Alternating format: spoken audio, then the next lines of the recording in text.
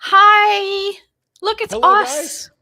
It's us. Hello. Hey, how are you guys doing? It's my birthday next week.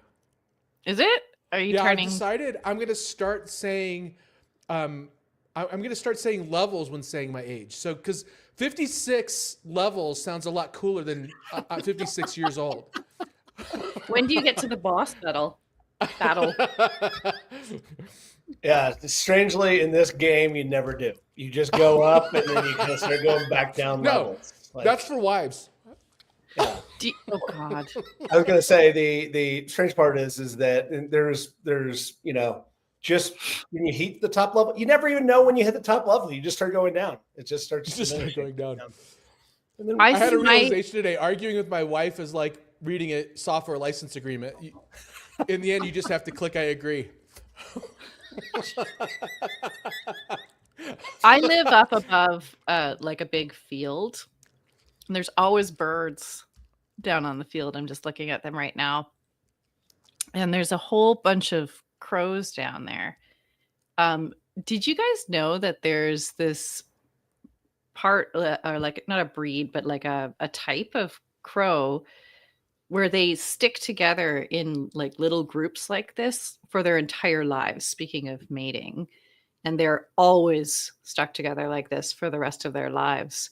They're a breed of crows called velcrows. I really thought you were going to go like what a group of crows is. Yeah. It's a murder. No. Right? I thought The thing is, going to be I'm not something that about smart for murdering this spouse. many people to be dumber than me. Yeah. Okay, you guys, we are talking about rebrands today. The three of us, we don't have a guest today, and so you guys have to put up with all of us. And this one's kind of interesting to me because we're just going through a rebrand ourselves. And so the question is your brand a problem or are you the problem? And there's a shocking stat that according to Profit Brand Strategies 2023 study, 73% of rebranding initiatives fail to deliver measurable ROI within 2 years of launch. That's exactly what Danny Reimer of Index Ventures discovered when analyzing portfolio companies. He found that startups obsessing over brand identity consistently underperformed those focused on product market fit fundamentals. Today, we are going to dive into when is it time to rebrand. I am your host, Stephanie Hayes, and with me are my wonderful co-hosts, Anthony Franco, Chris Franks. Hello, friends. Hello, gentlemen. Let's talk about rebranding. I'm most curious about the thinking that goes into arriving at the point where you say it's time for a rebrand. So, Anthony, why don't you kick us off? When is it time for a rebrand? Why do we think it's time for a rebrand? Well, actually, I've come to the realization that when a public company is deciding to go through a rebrand, that it's time to short the stock. It's like a midlife crisis, right? Or it's that, or they decide to put their name on a football stadium. Those are the two indicators that something is going wrong at the top. I think it's more relevant to talk about when you shouldn't rebrand, which is most of the time. You should never rebrand. Should be the last option. I think rebranding is for one when you're when you're earlier on and you realize the brand doesn't match your product market fit. So when the risk of getting it wrong is low, or when your company has screwed up so bad that you need to change the name of your company. Tell me, so I know you're going to have arguments, but I'm interested to hear your thoughts, Chris and Steph, on when it is, outside of those two things, when is it appropriate to rebrand? I don't know. Maybe when, the name you choose for your podcast, we choose a verb that's not really a verb. Like if it's grammatically, incorrect, how to found. How about we talk about how we chose How to Founder, Anthony? Because it was like the least worst name we could come up with. And that's, I feel like it's easy. The domain was available. Yeah. This is part of the deal. It's like we as founders, we're like, oh, I think we want to rebrand. We're going to do a brand refresh. We always start on GoDaddy or name.com or whatever. Every name's taken. There's not a single domain that's available on the planet.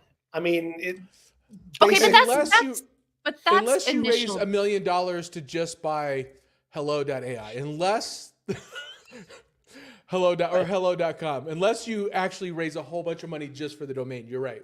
Sorry, Scott. Okay, but that's initial branding, right?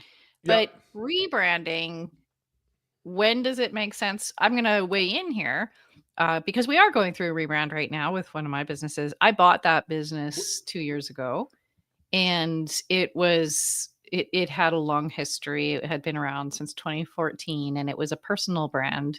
Well, it was a brand built around a personality, right? But around an individual. And it was a bit tired and dated, and what it was signaling to was to a certain audience that we didn't want to have anymore. And so the growing up and maturation of the brand and its departure from the old ownership and the old brand, I think, is actually really important, and it's working. It's actually attracting a new demographic. So rebrands can be very intentional when you want to shift who you're signaling, right? I think let's put a finer point on this, because there's a difference between updating your logo and a rebrand. That's what I was about to say. Can we define this? Can we define what a Google, rebrand I think is? Google actually does a really good job at this. So does Apple, where they slowly modernize their logo and their aesthetic. It's very methodical. They do it very slowly and very consciously. And then it's mostly about logo and, like, is it in vogue to have flat design or skeuomorphic design or 3D design, kind of so that they always remain quote unquote relevant. That's different than a rebrand. So Chris, right. Why don't you take a stab at defining it? So there's this constant idea that changing your logo or updating your colors is a rebrand. It's not. No. Rebranding is when you come in, and to your point, Stephanie, you change the company fundamentally. And I think there are moments for that. There are moments when you purchase a company, when you're saying, Chris Franks Inc. and Chris Franks sells you the company, and suddenly you want to turn it into, How to Founder, which is, again, it's not a verb, but I don't know. That's what we want to change it from How to Founder to How to Flounder. It's edgy. Yeah, it's right. Super it's edgy. So, the idea there is that you can and should continue to update your brand look and feel and your messaging around your brand. We fall into the trap as founders, Anthony and Stephanie. We fall into this trap of like, my brand's a little tired. It's old. Let's start over. We're just doing something. Yeah. I feel like people do this because they're like, let's just do something, and maybe it's going to reignite some energy into our company, which actually is kind of valid, right? But the risk you run when you are just changing your appearance is that your brand is about so much more than your logo, and your brand is what other people say about you, right? And so people get loyal to brands because it says something about them. Yes. And when they have brand loyalty, when you go and screw with that brand, it's like dad coming home after he shaved off his beard, right? The kids are like, whoa, what the heck? And it actually gets them analogy. all. I just feel like there's some That's trauma exactly there. Should right. we stop for a moment and unpack this, Stephanie? Was there a bearded moment? I don't want to know about your trauma, honestly. No, I'm saying this is not a safe place for you, Chris. For me, I was thinking that maybe you'd experience the whole beard shaving thing. So what you risk is alienating or making uncomfortable your brand loyal audience. And Chris, or Anthony and I were talking about this before we got on the show.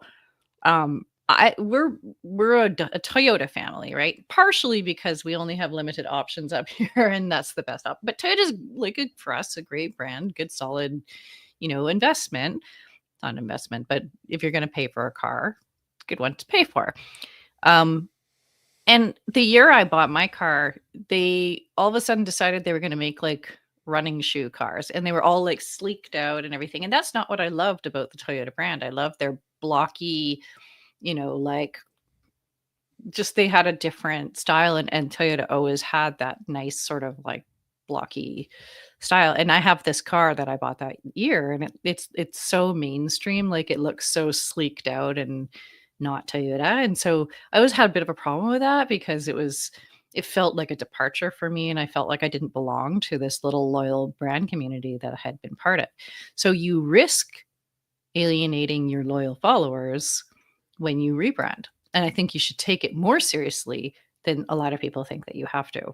Well, I think there's another car company that has been in the news lately that did this really horrifically wrong. What's it called? Jaguar. Yeah, it is. Good for you. There's zero chance I could say that. They basically gave the middle finger to their current customers. It's basically what they did. They just basically said, we don't want you guys. We want a whole new set of customers. Right. And it dramatically impacted them, like not in a good way. Right. But that's the Cracker whole, Barrel, that's same thing with Cracker Barrel. They, maybe their intentions were good. Their intentions were good, but they were. I want you guys. I want your thoughts. Why do you think Cracker Barrel did what they did? Boredom. I think you're right. I think they're sitting around being like, oh God. You call first world versus third world problems, right? Yeah. It's first world problems for companies. Like, you're comfortable, you're doing well. We're stagnant, right? Sometimes these come out of, somebody seeing stagnant growth, and they're like, well, let's gain some attention and do something a little bit different. And maybe even internally we need this because it's going to re-inject morale into the company. Who knows? But now they have attention. I mean, no press is bad press. So here's the conflict in this conversation. We're talking about Cracker Barrel and Jaguar, right? These are huge brands, gigantic brands that have been around forever. We know them. When we say Cracker Barrel, we immediately think of that silly little sign they had in front. For startups, nobody cares about our brand. No. Nobody cares.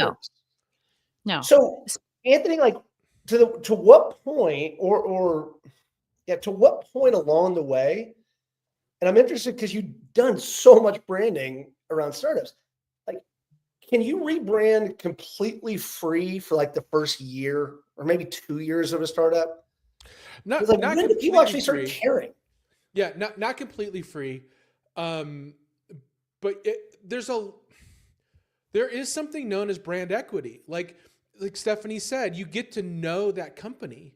Yeah, my startup was valued at $1 billion, but 95% of it was goodwill. So yeah. Yeah. So there, it's not completely free. You have to restart building that brand equity every time you rebrand.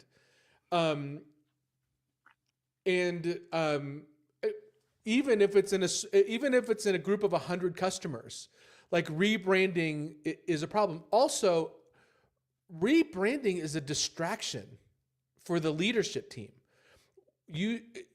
Way more important, and this is going exactly against how I do things. So I'm giving advice that I don't take myself. But overly worrying about the brand and not product market fit is you're putting the cart before the horse. It's the wrong way of thinking. Like, what if you can do it perfectly? what do you need to know your customers and how they're using your product before you develop the brand. So I think it makes sense to do a rebrand in the first little bit after your customers tell you, I don't like your name, or it doesn't resonate with me, or you named it for this audience and it's this audience that turned out to be your customer. That might be okay, but you can but probably it can't be too big of a distraction as well. You can probably sense my like cynical nature here. I think that the people that want you to rebrand are the consultants, the branding consultants that you're going to go pay a whole ton of money to, that are going to tell you how blue makes you feel or something, right? And it's also an unbelievable amount of work. And so you think about every single thing that you have from a company from day one that has your brand name and your logo. And think about your invoices. Anytime you do a proposal, any of that stuff, every single one of those things, you have to go backwards and change. Business and so cards, every if you time still you do those, get yeah. like more than like, I don't know, I'm going to say maybe 6 months into a business. When you get 6 months into a business, think about all this stuff you just created, just the blocking, tackling things for a business. And if you're going to completely rebrand, not to mention the legal stuff, you're going to have to go do a DBA or something like that. You're going to have to go backwards and change every single one of those items. And again, this is a rebrand, not a refresh. Refresh, we agree, you can refresh constantly, change your logo, make it a little bit cooler, make it a little bit modern, change your colors, maybe change your messaging a little bit. But rebranding is changing everything. It's a new domain, it's a new, entity or a new DBA, et cetera. It just is an incredible amount of work. And I still go back to the point where most of it comes from the ego of the founder being like, oh, I want to do something different. I want to be cooler. I want to be edgier. Founder board. I don't even think that. I think it's like, I don't know what to do, so I feel like maybe this is doing something. But I also think that founders overestimate how important it is. And so what comes to mind is like the very first software startup I worked for, like straight out of university. We were funded, we were running at 1,000,000 miles an hour, and we had to name this product because we were about to launch it. And we sat around in workshops and blah, blah, blah, blah, blah, blah forever.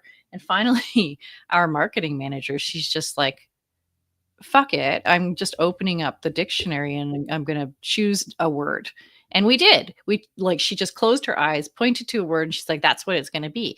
And the word was zebu. And a zebu is a sacrificial cow in India. And so we built a brand around that, and we said, yeah, we named it that because every time we'd show somebody the product, they'd say, holy cow, that's awesome. Yeah. And we're like, right, it's a zebu. So you can tell a story around, and it stuck until we ended up doing a reverse takeover of a much bigger company, and it stuck until we, merged those two products together. So does it matter? No, your messaging matters. And we tend to think that it matters more than it actually does. I would even hazard to say, if you're in your first sort of 3 to 5 years of operations and you're considering a rebrand, just stop. Like a rebrand can be a very, very strategic tool like we are doing right now. And it is working to attract a much different company or a much different client, but it's not just a logo and a website design. It's actually very intentionally about shifting our demographic and what we are saying to them and how we're messaging and how we speak, going from this sort of like hashtag boss babe kind of brand to something much more mature. What's a brand your is what definition your of a brand? A brand is what your clients say about you. Chris? I mean, it's a bunch of colors and stupid crap that nobody cares about. That's a visual brand. So here's my question. No, it's Let me like, give you my I definition get it. really quick, Chris, on brand. And it's not mine. It's so Rob, the CEO of OneReach, I'll give it to him, Rob Wilson. He said, and I think this is the best definition, we as human beings can't imagine a group of people cognitively as something that we're buying from. We focus on an individual, and a brand is the identity of a company that helps you register what that thing is in our brains. So they call it an identity for a very great reason. It's because you're giving a personality, a persona to this group of people that's trying to sell you stuff. I think that's a terrific definition. It's the reason I kind of laugh at this stuff is because technically, being really nerdy, it's a psychological proxy. Yes. It's a proxy. So it is something where we can replace an organization with an image that allows us, and as business people, we can kind of manipulate what that proxy is going to be based on how we organize it. I have a provocative question for y'all. We've decided that through the last series of episodes, we've done a ton of stuff on branding over the past, call it 6 months. Yep. That founders have to be part of the story and the brand of their company, right, Stephanie? Like it's become kind of the thing that's changed my mind the most in this conversation, which is in a world of AI, authenticity matters the most. A human being, their voice matters the most.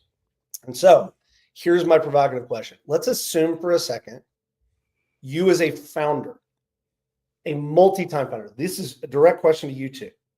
When and how do you rebrand yourself? How do you go out and say, look, I've been doing this thing? And I'll give you a perfect example. Dirty hippie founder, now I'm an operator.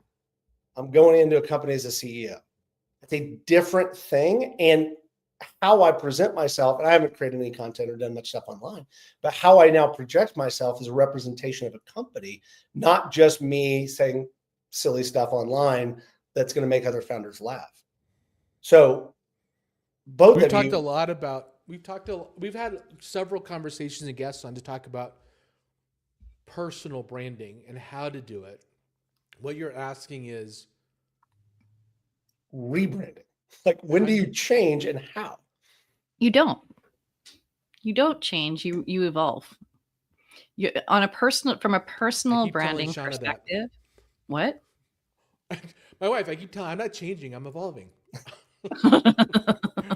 But she wants you to change. I was going to say, yeah, evolving is she wants to rebrand. Right, she wants the rebrand. So I think it's problematic if you try to rebrand.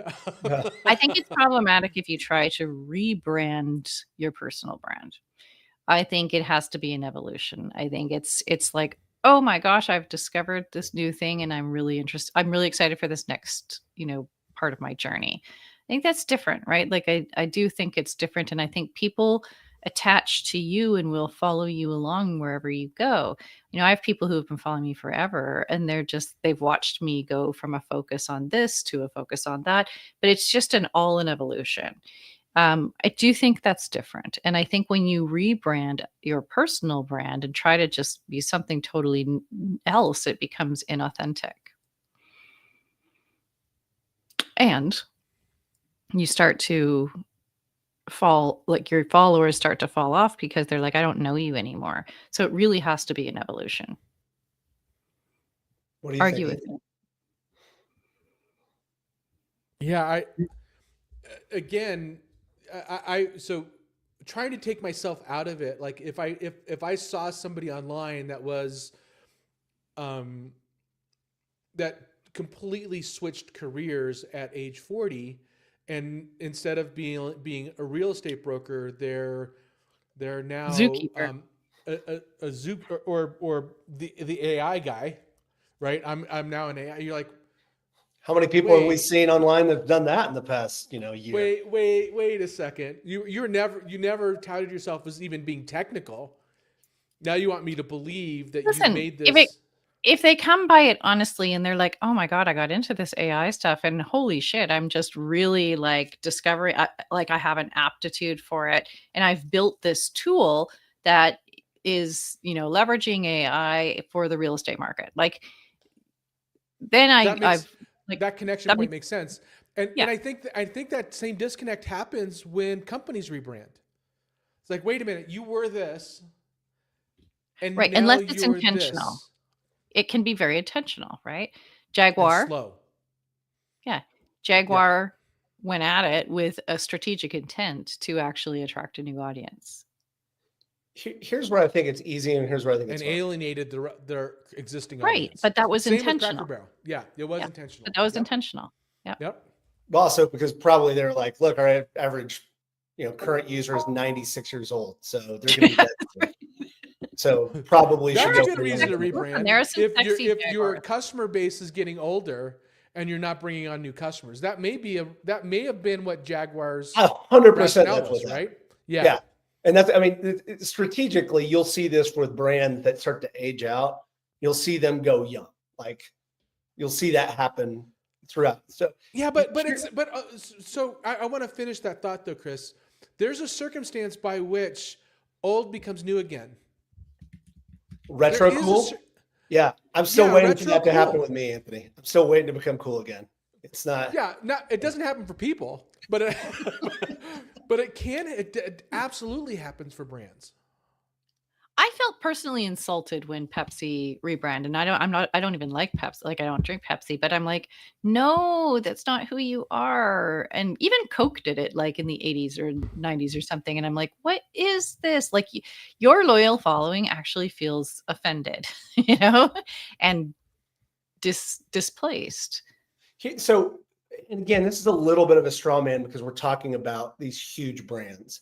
But to your point, Anthony, Levi's hasn't changed their logo. I mean, maybe they've updated a little bit, but they've been the same. I mean, you think about Levi's, the same things pop into your mind. It's like it's quality, it's durable, it's tough. They haven't changed their styles. Like the 501 is still the 501, all those sort of stuff. All they did is start to do their commercials with people that were younger and more hip, showing them wearing Levi's versus me wearing Levi's, right? It just sort of, but that was consistent. So that's an example of people where it kind of becomes cool again. But back to the original point, I think that there's two pieces here which are really like kind of in conflict with each other with founders that are trying to rebrand. The first one is, turns out you don't have to ask for permission to go be the AI expert. You don't have to. You can just go do that. Mm-hmm. There is no cabal that's going to cancel you on LinkedIn because you start posting about AI. You can just go do that. So in a certain aspect, it's a refreshing moment to say you can rebrand. You can start to add things that you're interested in and passionate about. I think about our friend Kyle, Anthony. He is the absolute expert in generative AI. Like he knows more about AI. He came from a background where he built a storytelling app that he's using. It had nothing to do with it. He just was so wildly curious about that and was so knowledgeable and so passionate. It just was this natural transition for him. He didn't ask permission. He just went out and did it and started sharing his experience. However, and this is the point that I want to get to, Stephanie and Anthony, it feels really bad when the realtor who shows up with a particular set of values shows up with a different set of values. And I think that's what you're saying, Stephanie, is the values have to stay consistent. And when you go into business school, which I did, and you go through all the traditional business education, the thing that they drive home is that, change all the shit in your business, no problem. But the thing that should stay is your values. And those should be core, and those should be consistent. So if that's true and it is obvious to your audience that that's true, a rebrand can be, that's more of a refresh. But if you are in any way challenging those core values, like the values are what people attach to you from, right? Like that's why they attach to you. And so I think that that's a really, really good point. The other question I have for both of you is, how do you know, how do you get to the place where you're like, okay, we decided to do this rebrand and I'm feeling confident now that we've got it. Let's go. Because as we can see, even big corporations that do ostensibly have all of the consultants and all of the research and the blah, blah, blah, still get it wrong. So I'm not sure that there is oh, great, I've got all the information now to know that this is right. I think instead it's more like, this is what I want to happen. and I'm going to launch something that's going to force that to happen. What do you guys think? I think if so, we're still getting to the question. We need to get to the question: should you rebrand? When should you rebrand? But okay, so now you've decided that you need to. I don't think we've answered the first question, but let's say we've answered it. Yes, you should rebrand in that circumstance. As slow as you can, unless you have to because your entire board has been indicted and going to jail, and you need to, like, unless you, I think I have different problems there. Yeah, you have different problems, right? Unless you need to completely change your identity, then you should do it like Google and Apple. Like, you should take lessons from the large companies that have done this. You'll notice the progression of a rebrand for Google. It doesn't go from this logo to this logo. It slowly progresses and improves over time. And a rebrand. Sorry? They've never changed their logo. No, they have. They actually have. They've changed their logo, their icons. They've changed a bunch of stuff over time. And it's been gradual. Another circumstance, Stephanie, that I think, so let's take the circumstance on when you should rebrand that you brought up. When it's a legacy brand that you're acquiring and need to refresh, especially one that has a founder or a personality attached to it. I think that's a great time to rebrand. But it still has to be gradual. Or when you want to attract when you intentionally want to attract a different demographic, and when you intentionally want to alienate an existing one. Yeah, I can't imagine when you want to alienate, but you don't have. You can choose to rebrand, or you can choose to create a new brand as a DBA under your company. I actually Sony did this. I actually don't want those old customers to come and do anything with us anymore. Oh, well, that's I actually don't want that. I want to repel them. Interesting. But Sony did that, and I can't remember the sub brand, but Sony realized that they were in the premium space. They wanted to go down market, so they created a new brand. What's the name of it? It's a very recognizable name. Yeah, but this is the same thing with the car companies. It's not Toyota, it's Lexus, etc. Because Toyota, in our mind, is about value. They wanted something more premium. I think that the piece here that I'm getting to, so when should you rebrand? As a startup, again, I think you can probably have a little bit of leeway before you settle on a brand. So it might be a year or something like that. It is a pain in the ass to go back and change stuff, but you do have a little bit of time before you go do this. Then once your brand is settled, I think that the answer is A, you said you had a PR nightmare, and B, much more likely is you get sued. You get a cease and desist because something you've done in your brand, you've now gotten big enough for them to say, hey, you're infringing on our trademark and you need to stop. You're forced to. Right. Which it happens. It's like, so ideally you want to just go out and do a little bit of a trademark search and then register your stuff so you have some sort of protection there. But I mean, AI can help you do it. It's not crazy difficult, but it's still something I didn't do until like the last two companies, Anthony. And it was like, well, if they sue me, who cares? It's a startup. It's probably going to fail anyway. I'll worry about it later. But that is a legitimate reason to go rebrand. And then, I think that there are those moments where, to your point, Stephanie, the business fundamentally changes. The thing I keep coming back to, and this is where I've kind of actually come full circle in this conversation, is that the other time you should rebrand is when either A, your values adjust and change over time, and that's completely natural. As a founder, you learn more, you grow, et cetera. And the brand no longer speaks to the values you have as a founder or the business has. The business evolves and changes. It's like you can start to, I think it's legitimate when you're saying like, look, I believe in this thing now. And the brand is all about this. I would still say, Anthony, it's a refresh, probably not a rebrand. But I It's an do think evolution. that's a legitimate moment where you have a little bit of cognitive dissonance almost. It's like conflict. Or it's like, you know, we've run this finance company for, you know, 5 years, and what we really have, we've sort of by accident acquired this following of people who are really interested in impact investing, and we really want to go hard onto like impact investing, and we've realized how good it can be for our business, but also how good it feels for us, and you know, we've just somehow fallen into this niche. Then we, you know, we do a rebrand to shift the brand to be focused on something more, you know, around sustainable impact investing, whatever. So, but I still see that as an evolution, but it is a rebrand.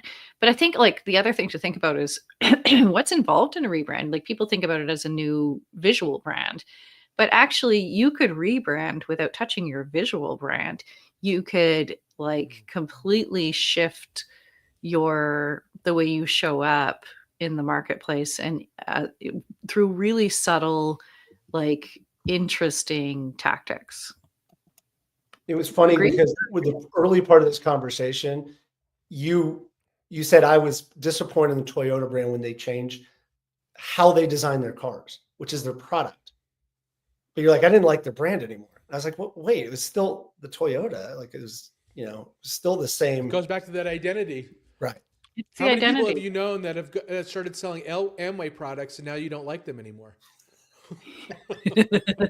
Speaking of, I've got a really exciting business opportunity I'd like to present. But it wasn't so much that I felt detached from the brand, because their products no longer held the same, they no longer felt like they were different. And that's part of my values is liking something that's a bit different, or and it felt very mainstream, and I didn't like that, because I could just go and buy another car from anyone and it would look the same, right? So I still think it's part of your brand, right? It's how your products are showing up. It's how you're messaging them. It's the decisions you're making around how, it's all the manifestation of what you are as a company, and your product shows that, and your messaging shows that, and who you choose to align yourself in a partnership with, that's all part of your brand, right? It's all about what people end up saying about you. Yes? No? Agree? Yeah, I totally Yeah. agree. I think it's right. Okay. Are we exhausted on this topic? Do we want to jump to the speed round? Is there anything else of relevance that sounds relatively intelligent that you guys want to talk about? I'm just thinking about doing a refresh hair transplant, just getting, you know, maybe an afro, just a personal rebrand. What do you guys think? Okay. Okay. We laugh, but you guys know I just went I back was to my I was gonna say you've rebranded. Your hair I is like rebranded. your signature thing. But it wasn't because I wanted to look different. It was very much based on values. I was like, I've just turned 50. I want to be as authentic and natural as possible. I don't want to have to go and pay $300 every 6 weeks to get my hair done again. And I just want to see who I am. And it's like, it's a message to my little world of people as well. And people will ask, and I get to tell a story, right? So in a way, it's a little bit of a brand refresh for me. I mean, I'm just saying midlife crisis usually happens where you dye your hair, not undye your hair. I mean, you did get the tattoo. So the tattoo, I loved my white streak. Yeah, the tattoo was right. That's part of the midlife. You got it. I mean, Anthony, I got a tattoo in my 50s. You need to join the club, man. Get tatted up. I'm going to get a tattoo of myself, full body tattoo of myself, only taller. Why? How tall are you? I'm 6 foot. So not true. I love the fact that we've never met you in person. We're like, you know, we're like family, Stephanie. We still never met you in person. What if Stephanie's like 6'5"? How tall do you think I am? 6'5". I think you're. I think you're tall for your height. Yeah. What? Oh my god. Wait. We're All gonna right. need some sort of like visual reference for us, because I don't believe either of you when you talk about your height. You've met, you guys have met in person. Oh, I mean, we've known each other for years. I'm 5'11", and now I'm a half because I'm shrinking. But I was 5'11 and 3/4, and I always said I was 6 foot. You're right. I I might be 5'11 and a half now. Yeah. Okay, So fine. I am 5'7.5", and the only reason I know this is because I was scouted on a bus when I was like 23, 24, and I was in grad school. I was doing my master's degree, and I was going downtown like really early in the morning for some class or meeting or whatever, and so I looked like a troll, and I was, whatever. And this girl comes up to me, and she's like, she handed me a card from Ford, and she said, "Can we talk to you? You've got a very interesting look, and we could maybe place you overseas or something." And I was like, "Oh, okay." I had no interest really, but I went. I went and met with them just for fun, and they were like, "You're half an inch too short for us to put you overseas. You have to be 5'8" or taller." And they also didn't like that I was 23. They wanted me to be like 14. They thought I was much younger. That is like the weirdest Canadian story of all time. First of all, there's like so much weird stuff going on there. You're renting a bus. Like, that's strange. Well, I didn't have a car. I lived downtown. I didn't need one. I know it's very Canadian, very public. But it's a brand. It's part of my brand. All right. I was scouted once. They asked me, they wanted me to be a belly button ring model, and I don't even know why.